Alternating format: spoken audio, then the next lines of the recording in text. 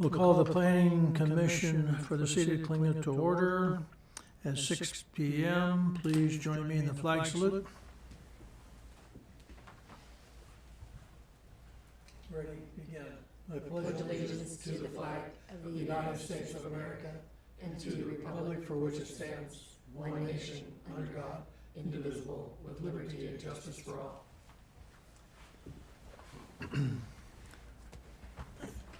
Sean, are there any changes to the agenda tonight? No, Vice Chair. Thank you. A roll call, please. Vice Chairman Stoppenbrink, Here. Commissioner Helmar, Here. Commissioner Hill, Commissioner Papietro. Okay. Public comments under Government Code Section 54.9, 54.3.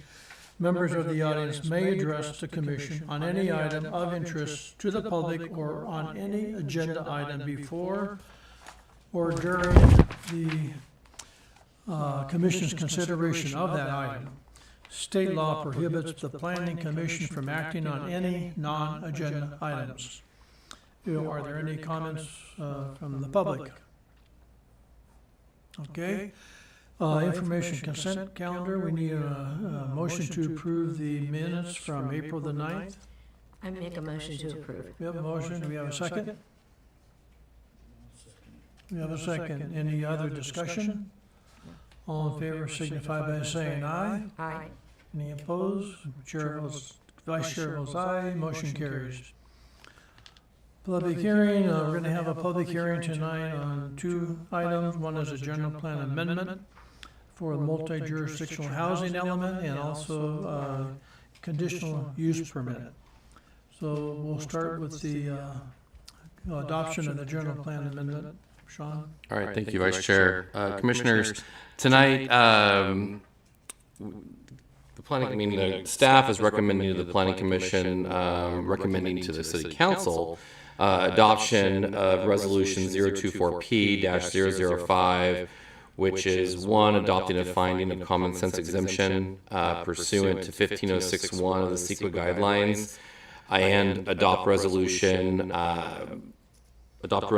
recommending to the City Council approving a general plan amendment to replace the current Fresno multi-jurisdictional housing element from 2015 to 2023 with the current new Fresno multi-jurisdictional housing element 2023 to 2031, including Appendix 1B, which is specific to Coalinga. If the Commission may recall from years ago, we started this multi-jurisdictional effort in Cycle 5, where all agencies, well, the majority of the agencies in Fresno County undertook the housing element rather than doing individual housing elements, one from a cost-effective standpoint, as well as basically being able to tie in all of the regional needs and then looking at individual, and then basically our consultants look at individual cities and the requirements under state law for the housing element. And so with that, this is the culmination of the kind of second multi-jurisdictional housing element. And we have a project manager that was included. I think the Commission's seen the draft and the working draft that's gone through some minor changes, but not a lot has changed since probably the first time you saw it. It's just gone through multiple reviews with the state. Cynthia Walsh is here, who's with Placework. She's our project manager. She's not here, she's on Zoom. But she has a brief presentation to kind of give you an overview of the document. I know it's a pretty big document. And so it's sometimes hard to digest all of the information that's in there and understand where some of this comes from. We know, I even think Commissioner Hill may have been involved in the previous housing element, and we know a lot of it has to do with state regulation, and it's one of those elements in the general plan that's required to be certified by the state. And as you understand, the general plan, typically all the other elements of our general plan are just adopted at the city level, not necessarily approved or give a check mark by the state saying it's okay. So in this case, this is a document that has to be certified. We have a conditional letter from HCD for the document that's presented to you tonight. So if approved and recommended to council, and subsequently if the council approves, then essentially this document will be certified and will be in full compliance with state law, which allows us to ensure that we'll be eligible for several different grant programs. And there's a lot of more strict penalties that the state's imposing on agencies that do not adopt housing elements, not only at all, but timely. So, so with that, I'm going to go ahead and, if Cynthia is on, yeah, I'll let her present. And then if you have any questions for Cynthia or myself, I'll be more than happy to let you guys know. All right, good evening. Now, Sean, I can't see your presentation, but I have one on my screen, so do you want me just to kind of flip through mine? Yeah, if you want to, there, I can see it. Can you see it? Good. Yes. Apologies, you never know how Zoom's gonna work. And just let me know when you want to change slides, and I'll change slides for you. Okay, perfect. Next slide, please. Oh, well, I told you I would, but there we go. All right, so Cynthia Walsh with PlaceWorks, as Sean mentioned. I have a short agenda this evening. I have a quick overview of the housing element. We'll talk about the outreach that was completed over the last few years. We'll touch on the Regional Housing Needs Allocation, also called the RHNA. We'll look at the HCD review and comments, the environmental review that was completed. We'll look at the schedule for our next steps, and then the recommendation. Next slide, please. It's not working. Robert, you may have to do it. All right, so the housing element is one of the 8 mandated elements of the general plan. It does need to be reviewed and certified by the state, so that is unique to the housing element. It is an 8-year document, and this 6-cycle document, the planning period started this last December, so it'll run from December 31st, 2023 until December 31st, 2031. You can see that the 5th cycle was obviously the 8 years before, from 2015, ending this last 2023. And it does need to plan for the city's fair share of the regional housing needs allocation. Next slide. Next slide.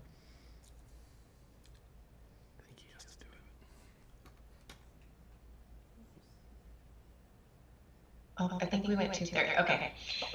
So as was briefly mentioned, your document is a unique housing element. This was done on a multi-jurisdictional level. So you have sections that are specific for the city of Coalinga, and then you have sections that look at everything on a regional aspect.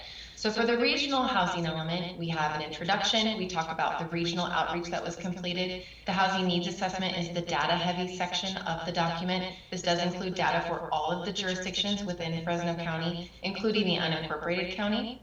We have a fair housing assessment that was done regionally. We looked at opportunities for development on a regional basis, as well as housing constraints and goals and policies.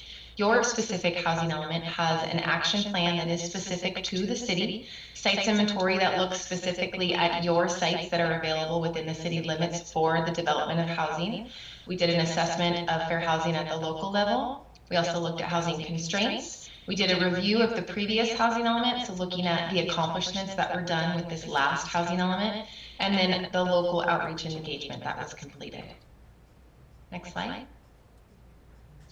So here is our outreach. You can see that we started this in August 2022. We started with stakeholder consultations, and these are one-on-one interviews with stakeholders where we try to understand, with service providers, where we try to understand what the needs of the community are. Sometimes you're not getting a lot of attendance at public meetings, and so this is one way to really understand what the needs of the community are. So that was completed over a few months.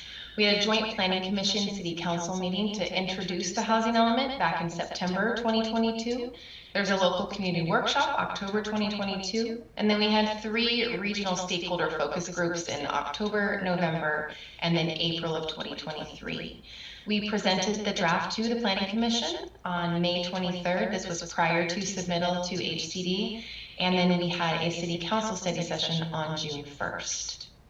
Next slide.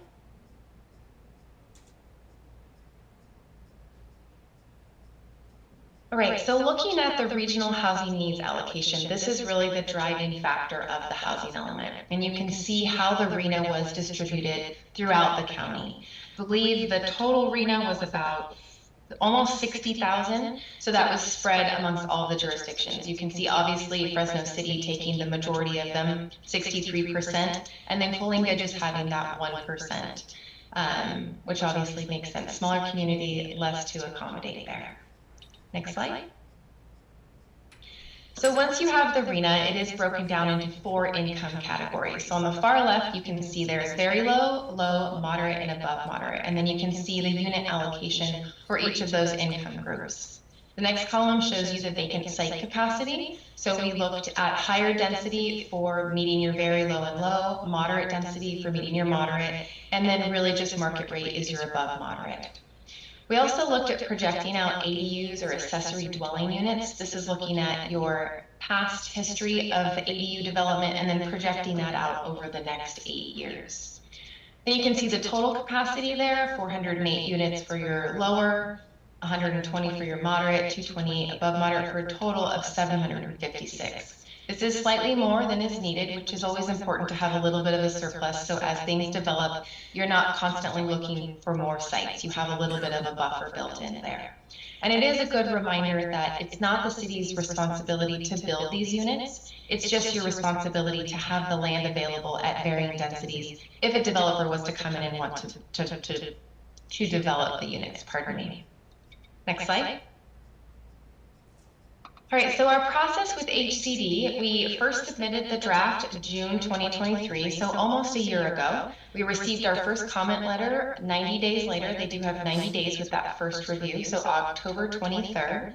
We revised the document and resubmitted November 14th. We received our second letter on January 19th, revised the document again, and submitted for a third time. 3 submittals is pretty typical for this 6 cycle. I know in the past we've been able to get through with 1 or 2 reviews, but this round is really taking 3 or more reviews. And then, as Sean mentioned, we did receive a conditional compliance letter, which pretty much means you've met all of the statutory requirements in this document. And once it's been adopted and resubmitted, it will be found in compliance with HCD. Next slide. I apologize, these slides were out of order here. This is actually the sites inventory. There is a map of this as well in the housing element. This identifies the vacant parcels within the city where we are determining that housing could be developed. So it's really just a land exercise of what's currently on the ground. Next slide. So the next few slides, as I mentioned, we've gone back and forth with HCD 3 different times. So this is kind of touch on the revisions that they were requesting across all 3 reviews.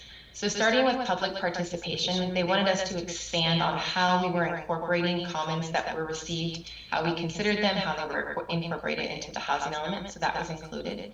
As far as reviewing the 5th cycle document, they wanted us to include additional analysis on accomplishments there, so that was added in. Next slide. For the housing needs assessment, we included all of the tables that are required, but HCD also wanted a summary of this, so you'll see that summary of needs in the beginning of the document. So it includes population growth, employment, overpayment, overcrowding, housing type, things like that. They also wanted an additional analysis on extremely low income households. And extremely low income households are households that earn 30% or less of the area median income. For housing constraints, the majority of these revisions were to address state law, so looking at zoning for emergency shelters, zoning for single room occupancy units. We did add in text regarding minor exceptions and exempt projects in processing and permit procedures, as well as clarifying the city's design review process and the CUP process. Next slide. For the fair housing analysis, this was a brand new section of the document for this cycle, brought on by 8686, and they wanted us to look at patterns of need or areas with higher concentrations of persons experiencing homelessness. So looking at connections for transportation and services, things like that. We also added in additional local data and knowledge. For the sites analysis, we adjusted our realistic capacity based off of project examples. So HCD doesn't let you just determine, here's our setbacks, here's our specific city constraints, and so here's our development footprint. They want us to look at actual projects to determine what the realistic capacity is. So should we be assuming 60% of the site develops or 80%? So we looked at projects and reduced that realistic capacity there. We added in text to address existing uses, so looking at the potential for redevelopment on some parcels. And then we also added in additional information around the city's water supply. Next slide. So several minor revisions were made to the programs. Program 3, they wanted us to include outreach to connect homeless individuals to resources. Program 6, they wanted to see how the city would help to identify candidate sites for affordable housing. That's really just posting your site's inventory on the website, ensuring that everyone has access to it. Program 7 and 8, this was for additional support for farm worker housing. So if there are funding sources that are available, you would help connect a developer with that potential grant money out there, and also provide resources on the city's website. Next slide. Program 10, this is looking at preserving at-risk units. So these are federally or state funded units. And so what the steps would be if those came up for expiration. And then as far as looking to partner with the Valley Air District to conduct outreach related to grants for residents there. Next slide.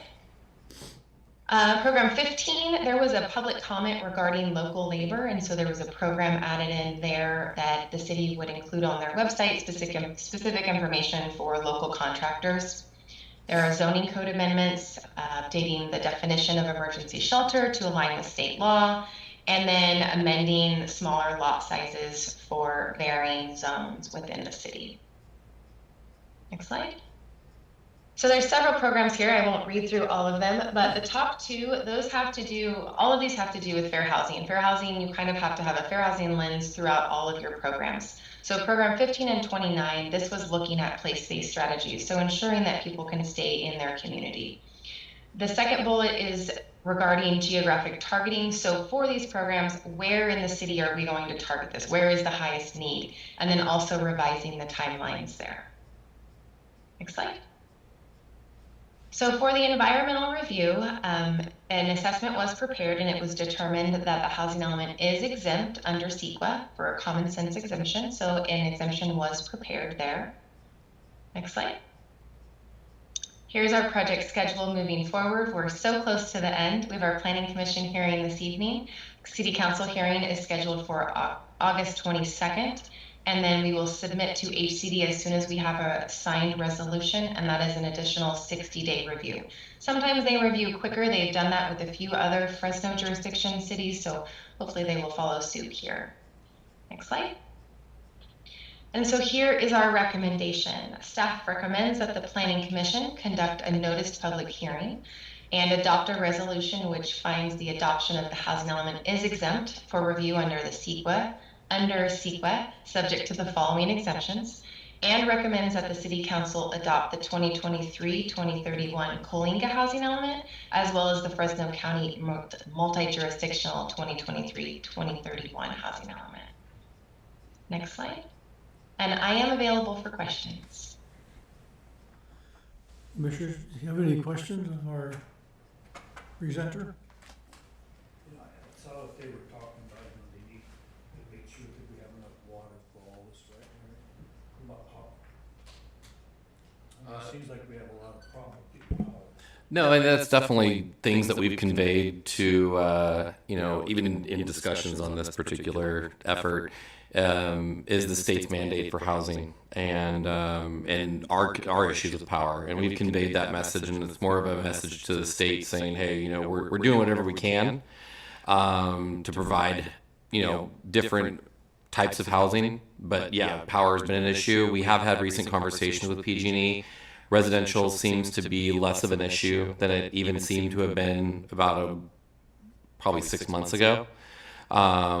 So in this case, it's more on other types of large developments that we're really going to be, we still could potentially run into issues, but those are all being handled on kind of a case by case basis. But residential, even in our recent conversation with one of our government reps, that the residential component should not be an issue, at least in this area. And all the new housing will have the solar, right? Yeah, there's a mandate for solar, either whether they're pre-wired for it. But then also I know that PG&E is now upgrading their infrastructure to accommodate vehicle charging at each locations. And we know the requirements and the demand that electric vehicles have it's almost doubling the demand per home. So if you build 50, it's like building 100. Yeah. So that's another issue. And so we've been conveying that message, but I think, with the housing elements and exercise where we look at our inventory and we can show that we can provide, a diversification of housing throughout the community in different densities, as Cynthia mentioned. And so luckily, we haven't had a difficult time putting this document together. It's more or else getting developers here to build. The state likes to put these regulations and these requirements on us, but as Cynthia mentioned, we're not required to build it. It's really market driven. But in our case, we're in a little bit better situation than other cities that don't have the capacity to say, okay, well, I got to build. I mean, we have to have capacity for 1,000 units, and we can only provide enough capacity for 500. Well, what do? Now you have to start rezoning property to accommodate that additional amount, even though it may not build. You're changing zones on properties. And so with us, we haven't had to go to that extent in these last, actually, since I've been doing the housing elements for the city. We've had adequate capacity to be able to diversify, our densities within the city to meet our arena numbers. Whether we build that many units is different than what we can actually plan for, and that's what this exercise is about. So, sorry, that was a long answer to a brief question. That's a pretty long answer, but, it's all right. I mean, I know you like to talk. What about, now you're talking about that they're mandated, can be mandated due to those charging, or get wired for charging. What about homes that are already here? Is there gonna be some kind of a incentive or discount for them to be able to get that? I don't know all the details on that as of right now. It may come from different agencies or different, special districts that might actually have opportunities for that, or even PG&E that might have programs. My understanding is that existing homes are not gonna be required to fall under that jurisdiction. Now, on a resale, that might be a different issue, but they're not gonna, So you're saying that I'm I'm grandfathered in, yeah, great-grandfathered in, easy, yeah. easy. On the new homes, is part of the requirement also to have the water heaters where those boxes instead of a regular? The tankless. I don't know. It's probably I'd have to ask Robert that question. No, anymore, that's part of the requirement with all the new construction. You have to have those tankless water heaters. Yeah, I'm not sure if that's a requirement or not. I can let you guys know. Curious. Yeah, Any questions? check the building. The new house they built there, they have those. Yeah. All right, No questions, just a comment Okay, about go the ahead. resolution. Sure. On the first line, under the resolution, it says recommending, so take out one of the recommendings. I can do that. want to make sure we get Cynthia, it. you answered all my questions, thank you. All right, at this time, I'll open up the public hearing for the general plan amendment adopting the Fresno multi-jurisdictional housing element. The public hearing is now open. Anyone wishing to speak in favor or against of this, please come forward and state your name and address for the record. Seeing none, I will close the public hearing. There, it's closed. The Vice Chair will entertain a motion from the commissioners with respect to this resolution. I make a motion. We have a motion to approve. Do we have a second? I second. We have a second. Any discussion? Okay, roll call, please. Commissioner Hill,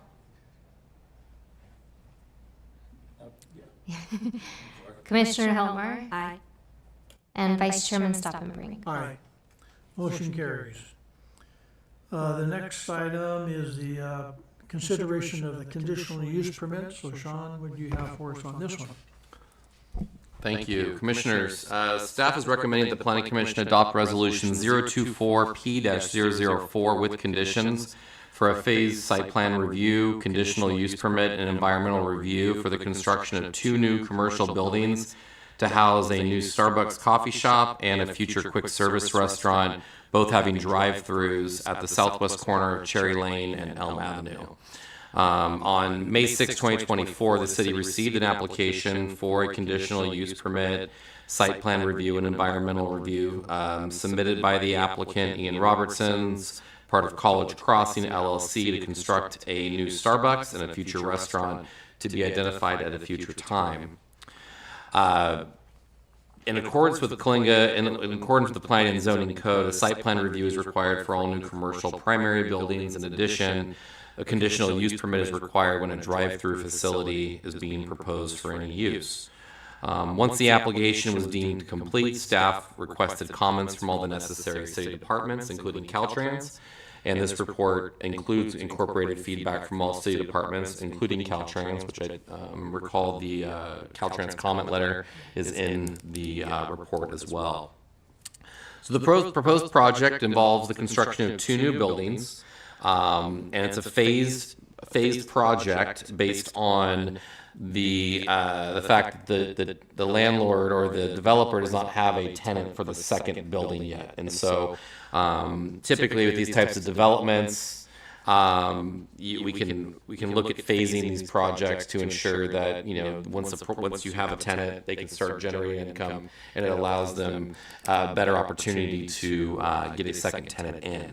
And so phase 1 will be the Starbucks. It's a 2,222 square foot building. And phase 2 is basically a proposed, what we call a quick service restaurant that'll have a drive-through restaurant and a drive-through, and that will be 2,335 square feet.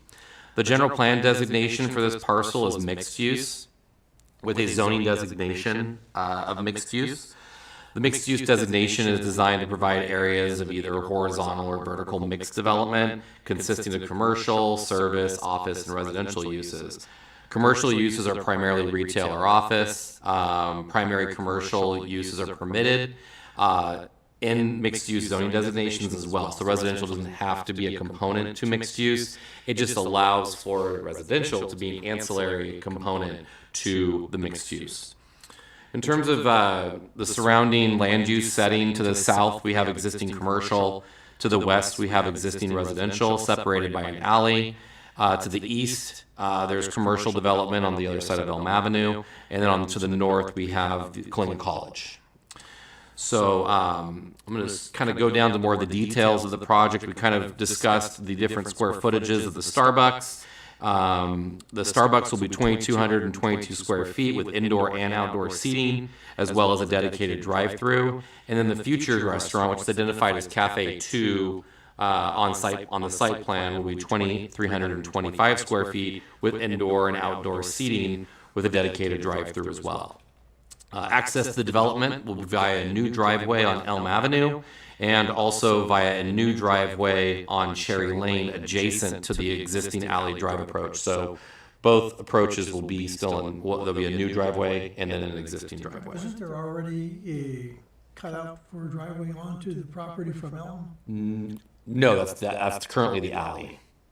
That driveway, the one that's on Cherry Lane now, is the alley that there's currently access to. Driving down State Route 198. Yeah, there's random. There's, wasn't because there was a driveway into the church that used to be there? All those driveways, so the only driveway that will remain is the new, well, not remain. All new driveways will be a new driveway put in, all the old driveways will be put into like curb and gutter. Gotcha. and Okay, sidewalk, yeah. thanks. Utilities, all utilities are readily available for connection and for upgrading to the service to development. Utilities will be accessed from the Grant Street alley.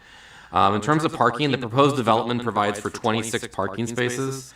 The following table that I identified in the report identifies the parking required for each. So coffee shops and cafes the requirement is 1 space per 4 seats. Outdoor seating is excluded. So the seats, the square footage, there was 21 seats provided, so there's 6 spaces required.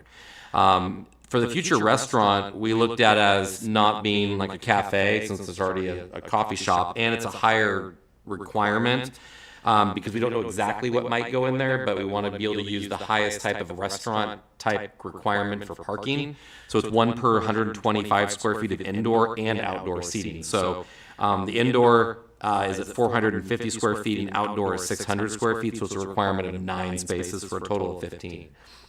So the project was, and I'm going to read what I just said. But and so based on looking at that, the ultimate requirement would be 15. There's 26 provided. So with 11, they're providing 11 more parking spaces than needed, even with the highest and best type of restaurant use in that future site. So with that, in terms of for trash, the development proposes a refuge container for each building. So any new refuge containers will need to review and approve. We'll have approved by Mid Valley Disposal. Typically, there's never any issues with their locations. I've called them on various projects, and they say as long as we can get to it, they can pull it out, they can do it. I mean, when they're picking up, a lot of times it could be early, late. They kind of coordinate based on the type of business that's there. For landscaping, the site plan exceeds the landscaping requirement for 10%, including providing landscaping in the parking areas and adjacent to the exterior of the building. The site's roughly 54,000 square feet, and the proposed development provides 15,000 square feet of landscaping. In phase 1, it's about 8,500. Phase 2, it's about 7,100. Typically, in these types of projects, a separate landscape plan will be submitted to the Community Development Department for review and approval as part of the final site plan process. In terms of lighting, a lighting plan will be provided as part of the final construction drawings and has been incorporated as a condition of approval. So the project applicant will be required to provide adequate lighting illumination on site, and then at the same time avoid any kind of spillover or nuisance lighting that would obtain from that additional lighting. In terms of transitional standards, zoning transitional standards are regulations designed to manage the interface between different zoning districts. And we've had a lot of conversations about transitional standards, particularly where there's a significant difference in land use intensity or type. These standards aim to mitigate potential conflicts and ensure a harmonious transition between areas with different zoning classification, such as from commercial or industrial zones to residential neighborhoods, which is the case in this particular development. This development shares an alley with the residential zoning district to the west. So in accordance with the Planning and Zoning Code, if a district boundary is an alley, a 6-foot masonry wall shall be along the length of the commercial property line against the alley. And a masonry wall has been proposed along the length of the alley, and the wall will be constructed in accordance with the phasing plan that's identified on the site plan. In terms of signage, signage has not been approved as part of this application. It will be submitted as a typical sign permit application and reviewed and approved at an administrative level. Note that the city's existing electronic sign and pumper jack is expected to be moved to a new location at Grant and Baker in order to accommodate the new development. So that's actually going to be on the next council meeting for the relocation. Yes. So Sean, you don't think they would, because cost effectiveness, put that masonry wall for the whole length as opposed to staging it? I think it's the cost to do the full construction of the block wall all at once. And the developers if there's any questions you guys have about the phasing, they'd be more than happy to answer any questions on that too when we get to questions. I was just thinking about the cost of everything goes up, and if you're on site, you're already mobilized, it might be more cost effective just to do it all at once. I don't know.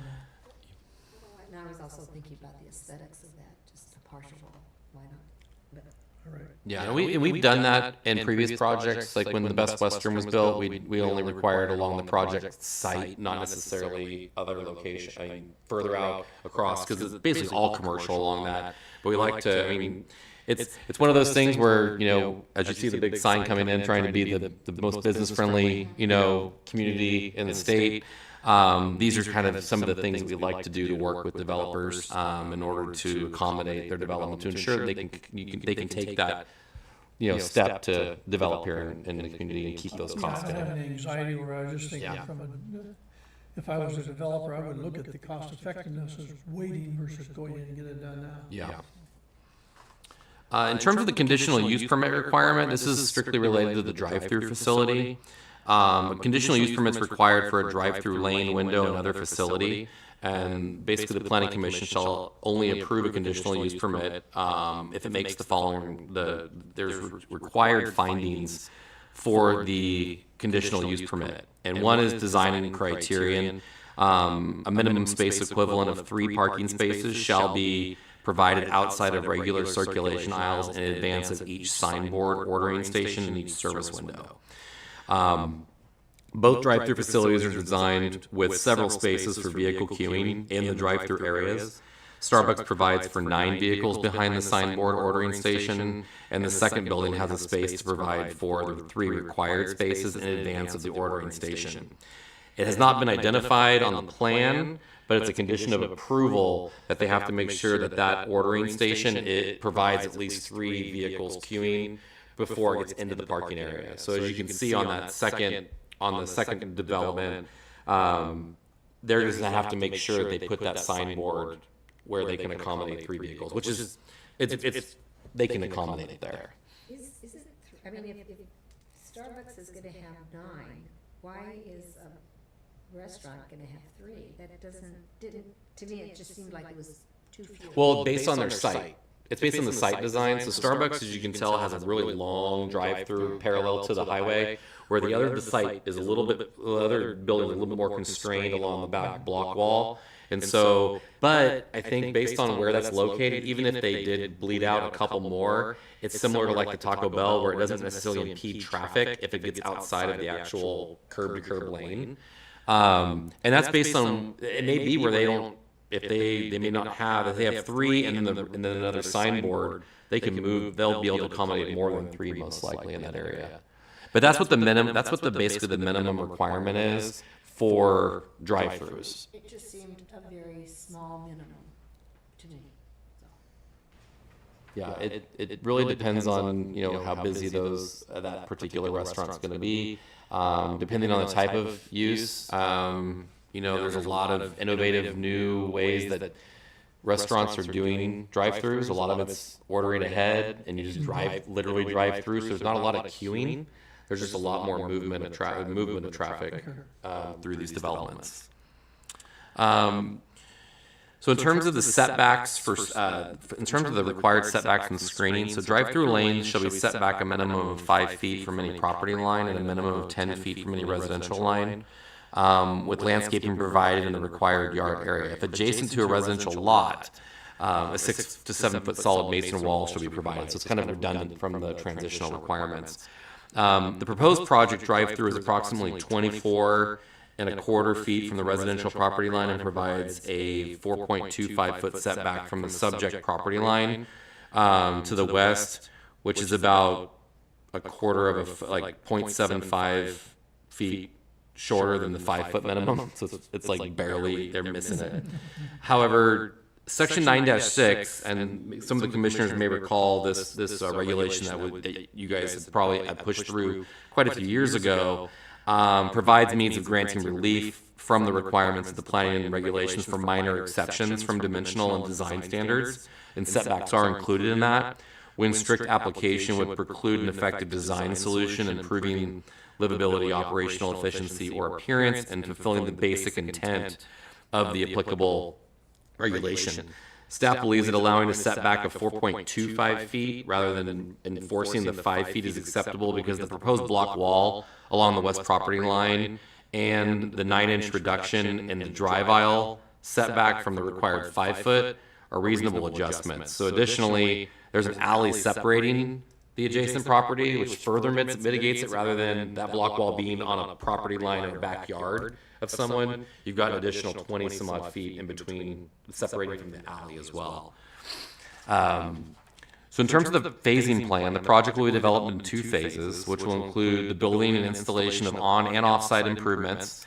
The site plan identifies what improvements will be installed, what will be completed in phase 1 and in phase 2. So phase 1 will consist of the construction of the new Starbucks required on-site parking, access, landscaping, lighting, signage, trash enclosure, and all off-site improvements on Elm and Cherry Lane as shown on the plan.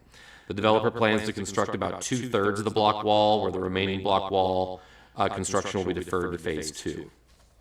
Phase 2 will consist of all improvements within the hashed area on the site plan attributed to the second building. Phase 2 is expected to be completed when a tenant is secured for the building. There's no set timelines for phase 2. However, the applicant is actively looking for a tenant for the space. The conditions of approval have set timeframes for phase 2. However, there's options for the developer to seek extensions if needed. But the overall goal is we want to see progress. Obviously, the developer wants that to progress and wants to find a tenant too. So it's in everyone's best interest that they find someone to locate here. So the project's been reviewed in compliance with the California Environmental Quality Act. It has been determined to be categorically exempt under Class 32 regarding infill development. So the project's consistent with all the applicable general plan designations and general plan policies and zoning designations and regulations. The proposed developments in the city limits on a project site no more than 5 acres, substantially surrounded by urban uses. The project has no site value as habitat for endangered, rare, or threatened species. Approval of the project would not result in any significant effects related to traffic, noise, air quality, or water quality, and the site can be adequately served by all required utilities and public services. So with that, we have all the reasons for recommendations under that section of the report, which are basically all of the site plan findings, and then also all of the conditional use permit findings that you guys are probably familiar with. So with that, if there's any questions, I'd be more than happy to answer them. John Lee, who is the developer or applicant, he should be available on Zoom if there's any questions specific to the project. Richard? That's an elevated pad, right, from where we're talking about? Isn't that pad elevated up? I'm not sure what the actual grades will be of the particular development.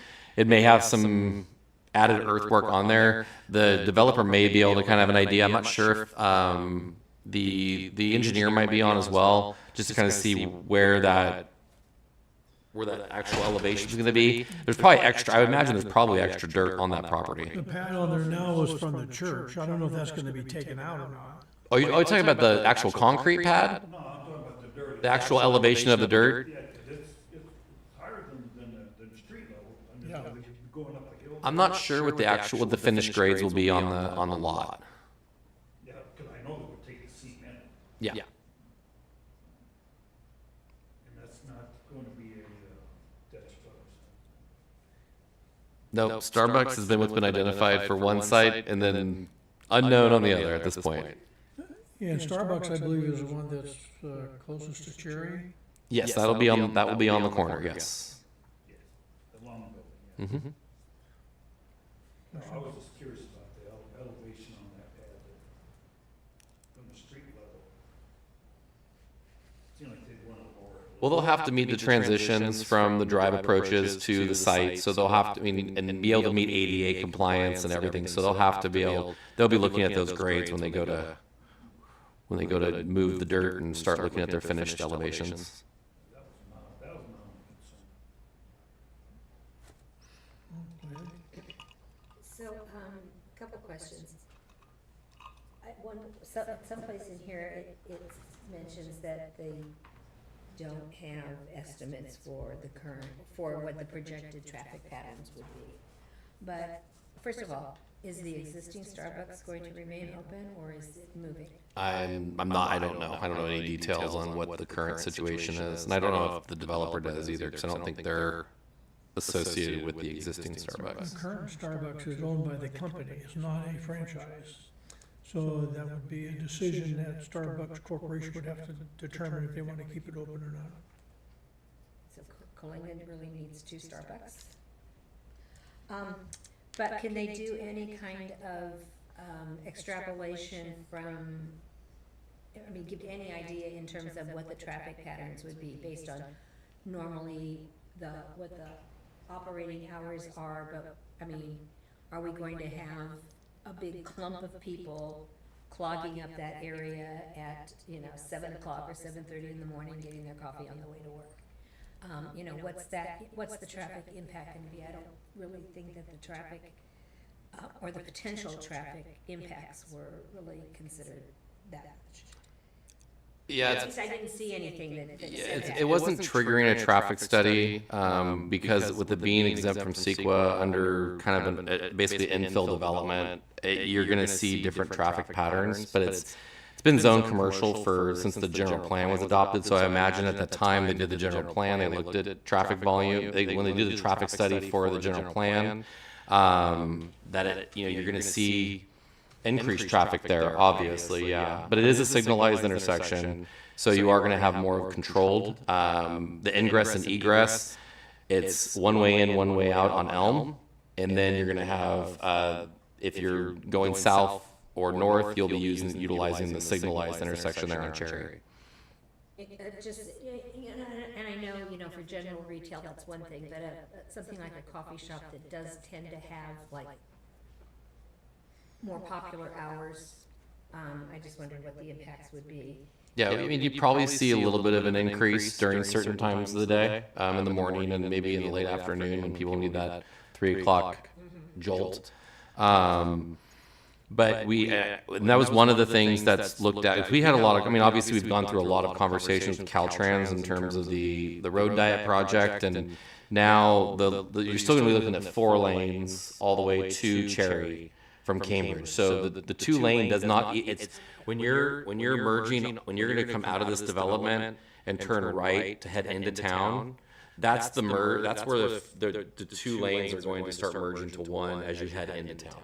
After Cherry, because Yeah. that's my question is, Yeah, does there this was- fit in with the road diet? We had a lot of conversations with Caltrans about that, and there was some concern about trying to bring it, as the traffic comes into town, really bottleneck it really quickly, where now you're gonna be able to, because when you see like people making left-hand turns onto Forest, it's probably like a 60-40 that go left and right as you get to that split there on Cherry. So you'll maintain that traffic flow all the way to that location. There'll be a queuing lane for folks to turn left onto Forest truck route, and then you'll have that slower traffic. You'll have a little bit slower traffic now coming through town, which is really what the point of the road diet was to increase safety and reduce the speeds that are coming through that area. I can see where the new Starbucks is gonna gain a lot of activity from the high school and the college students. They won't have to go as far down to downtown, so I could see that being pretty busy down there, take away some of the business from the current Starbucks. Yeah, you'll have a lot of foot traffic, most likely from the college and the high school. We've done a lot of improvements with sidewalks and crosswalks, so there's safe crossings for the college and for the students coming down Cherry from the school, because they can access from the backside of the high school. So there's definitely, and we've even enhanced some of the design to ensure that there's pedestrian access from Elm and also additional pedestrian access from Cherry. So you can see those direct connections. There's actually 3 connections to each development, and then one off of Cherry, directly from the sidewalk. So people aren't walking through the parking lots to get to the site. There's actual patterns to get to those locations. Any other questions? Okay. We'll open the public hearing for the conditional use permits, CUP 24-03. Anybody in the audience would like to speak in favor or against this project, please come forward and state your name and address for the record. Seeing none, we'll close the public hearing. Chair will entertain a motion for this resolution. Vice Chair, excuse me. Resolution 2024P-004. We have a motion. We have a second. I second. We have a second. Any other discussion? Roll call, please. Commissioner Hill, Aye. Commissioner Helmer, Aye. Vice Chairman Stoppenbrink. Aye. Motion carries. Discussion and potential action items, department reports, nothing under those 2. Sean, how about communications from staff? I have nothing new. Commissioner announcements. Vice Chair, you all know that our chairman has stepped out and moved out of the state, so we are actively recruiting for a replacement on the planning commission, and so far, I believe Sean said there was 1 applicant so far, so. Yep. So the council will be considering appointment on the July 18th council meeting. Okay. And when was the final filing date? Has that passed already? Yeah. All right. But anybody can still, they can come to the meeting and say, I want to be appointed. So it's not like you can't, anybody from the public can be appointed at any time. The council has full discretion on who they appoint, when they appoint, so. But the council had direction to solicit, so. You only got one, so But we only got one application, yeah. 6:49 PM, meeting adjourned.